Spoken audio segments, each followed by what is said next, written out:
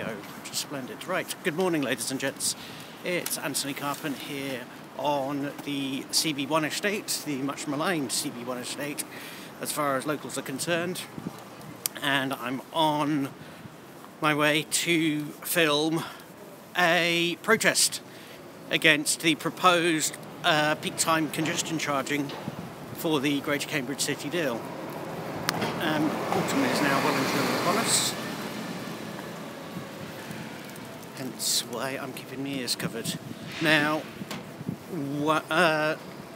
on the CB1 development, we're about to go past one of the worst designed junctions in the city because, as you're about to see, lots of buses use this junction and it's far too tight a turn for them, as this bus behind me is about to demonstrate. The other thing that happened earlier this week was the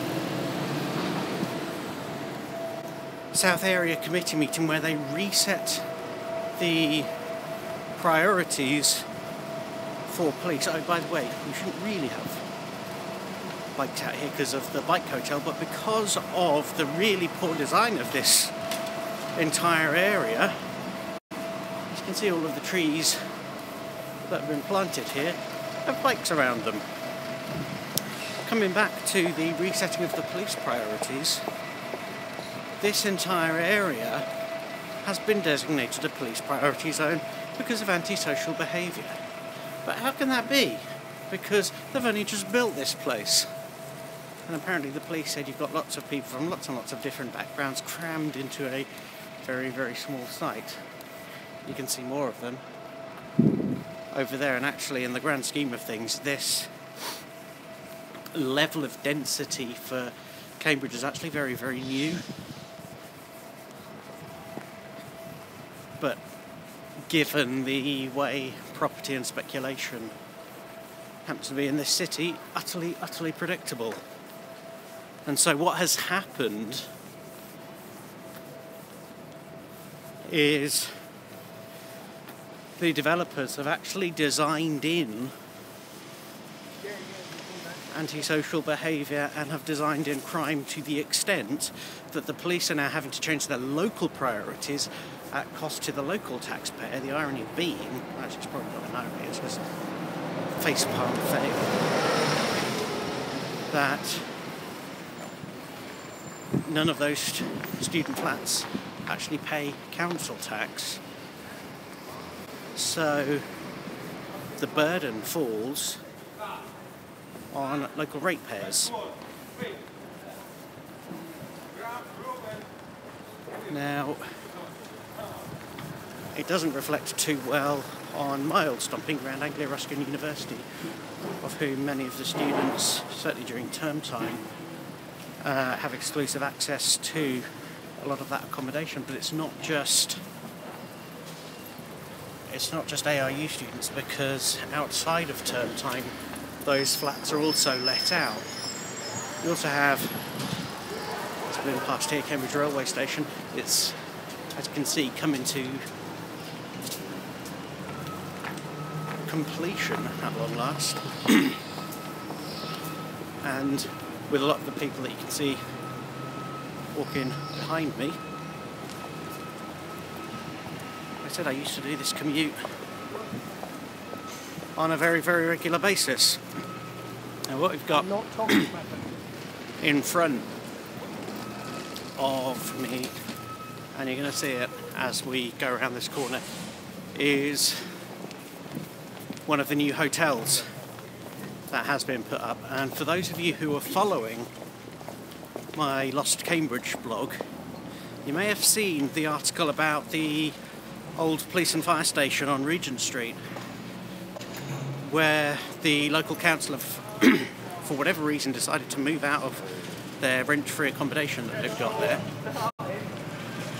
through a deal they had, a very, very long-term deal they had with the trustees that actually owned the site. And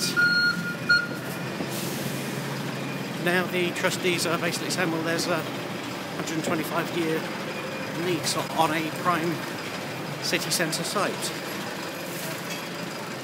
So actually, I guess on the flip side, I mean, it may well be that such have been the level of cuts to local government expenditure that actually it makes more sense for the local council to have a commercial operator of one sort or another in that building than to have their own rent-free accommodation. But it's a site with huge potential. I mean, it could, if the city really wanted to, be turned over into a community hub. But if we're realistic about it, you know, and let's be honest in these times, it's going to become some sort of luxury hotel because the economics simply point that way. We're about to go under the Carter Bridge, the old cycle bridge that was built in about 1990, which is one of the, well, certainly as far as recent history is concerned, one of the routes that took a lot of the cycle traffic away from the town centre. It's just really waiting now the construction of the Chisholm Trail, which, interestingly, Lewis Herbert and friends are going to be voting on commencing the construction next week, at the same time that they're debating the very controversial, and also be voting on the very controversial West Cambridge busway. And I don't envy the task that Lewis has got ahead, because remember, the politics of the Greater Cambridge City Deal Board means that there are 2 voting Conservatives and 1 voting Labour councillor. So if councillors Bates and Burkitt wanted to pull a party political line, there is absolutely nothing to stop them from doing that. That said, with the exception of 1 vote I can recall from the meetings that I've been to, all of the votes have been passed with all 3 of the local authority representatives voting the same way. So certainly, as far as, certainly up until the present moment, there has been no, if I can call it, party political split. And I said it'll be interesting to see how that is tested next week. That said, both councillors Burkitt and Herbert have come under a huge amount of pressure, not least because of where their constituencies and their wards lie.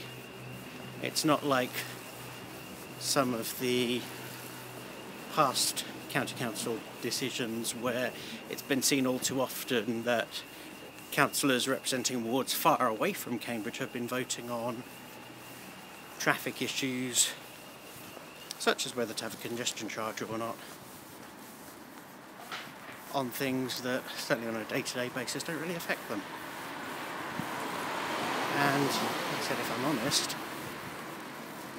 the Greater Cambridge City Deal, Devolution East, the whole thing is a fudge for much-needed local government reform, but because that's not on Whitehall's agenda, i.e. it's completely outside of the control of the local councillors, it's not going to happen. Certainly not in the next few years anyway.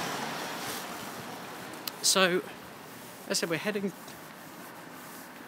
past the Devonshire Arms onto Mill Road. Funnily enough, I found in the archives a planning application calling for a road to link Mill Road and the railway station, and if I recall correctly, that's the Devonshire Arms just behind me.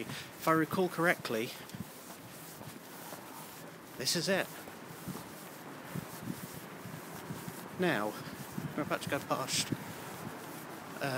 Cambridge Mill Road Butchers, perhaps to see, you'll see just ahead of me a lovely local landmark, which is there. And that red building, that red brick building that you see over there, is Mill Road Library. Now, interestingly, you may have spotted, actually maybe you wouldn't have spotted because the camera grips are so poor, you see them now, we've got some police officers. And at the top of the railway bridge, you won't be able to see it from here because we've not got the greatest camera lens on this thing, are the protesters who've given the police notice about blocking the road, and probably in the next few minutes we'll get going. So I shall see you soon.